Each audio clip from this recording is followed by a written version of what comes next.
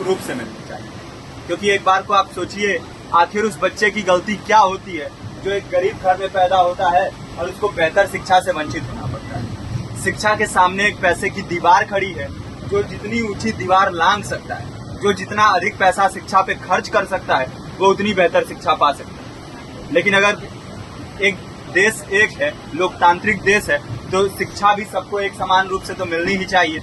आज परिस्थिति ये है कि एक तरफ तो प्राइवेट स्कूल हैं जो लूट के अड्डे बने हुए हैं, वहां पे आप एडमिशन कराने जाएंगे तो सिर्फ एडमिशन के नाम पे ही आपको 10,000 20,000 रुपए देना होगा। और कमीशन खोरी का ऐसा धंधा है कि कॉपी, किताब, टाई, बेल्ट, ड्रेस, जूता कहाँ से खरीदना है ये आप नहीं तय करेंगे वो प्राइवेट स्कूल वाले।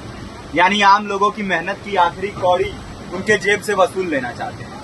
और दूसरी तरफ सरकारी स्कूलों में न तो पर्याप्त टीचर हैं, न पर्याप्त बिल्डिंगें हैं। 2019 का ही ये पुराना आंकड़ा है कि हर 100 में से 52 स्कूलों में या तो एक टीचर है या 2 टीचर हैं। और उन्हीं टीचरों के ऊपर जिम्मेदारी थोप दी जाती है कि जनगणना करो, मतगणना करो, पशुगणना करो, तमाम काम करवाए जाते हैं। और 19 के बाद से तब से कितने टीचर रिटायर हुए होंगे और 18 के बाद से कोई टीचर की वैकेंसी भी नहीं है। आप खुद भी सोच सकते हैं ये परिस्थिति और कितनी बिगड़ी हो। इसीलिए हम लोग ये मांग उठा रहे हैं, चाहे कोई राष्ट्रपति का बच्चा हो या किसी मजदूर का, सबको शिक्षा एक समान मिलनी चाहिए और निःशुल्क रूप से मिलनी चाहिए। प्रेमचंद ने अपने दौर में भी कहा था कि एक सभ्य समाज में ऊंची से ऊंची तालीम मुफ्त होनी चाहिए और इसका पूरा खर्च गवर्नमेंट को उठाना चाहिए, क्योंकि हमारे देश को फौज से ज्यादा आवश्यकता तालीम की। और शिक्षा से जुड़ता हुआ ही दूसरा मुद्दा हम लोग उठा रहे हैं। दूसरा मुद्दा है रोजगार का। रोजगार की परिस्थिति ये है कि आज सरकारी सेक्टर हो या प्राइवेट, सब कुछ ठेका संविदा के हवाले किया जा रहा है। परमानेंट नौकरियां लगातार घटाई जा रही है।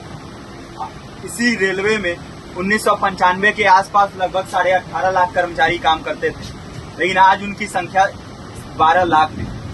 आप खुद भी सोच सकते हैं कितने बड़े पैमाने पे परमानेंट पदों को घटाया जा रहा है। और आज आलम ये है, एक तरफ लाखों पद खाली पड़े हैं, फिर भी कोई वैकेंसी नहीं निकलती। जो वैकेंसियां निकलती हैं उनमें भ्रष्टाचार होता है, पेपर लीक हो जाते हैं।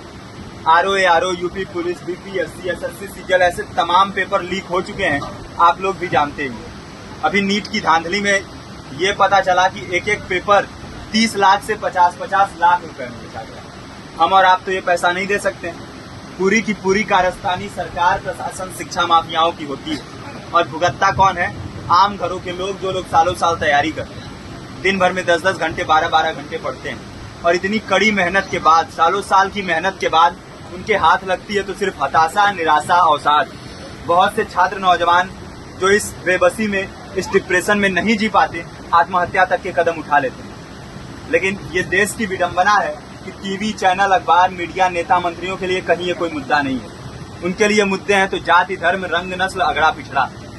आज जब पूरी परिस्थिति इतनी भयावह है तो ये जरूरी है कि लोगों के बीच में जाया जाए, लोगों को संगठित किया जाए और एकजुट किया जाए। क्योंकि आज अगर अपने मुद्दों पर बोलेंगे नहीं तो कल को ये परिस्थिति और बिगड़ेगी। हो सकता है ले दे के अपनी जिंदगी तो हम लोग काट ले जाएं, लेकिन आने वाली पीढ़ियों को क्या भविष्य देके जाएंगे, ये भी सोचने वाली बात है।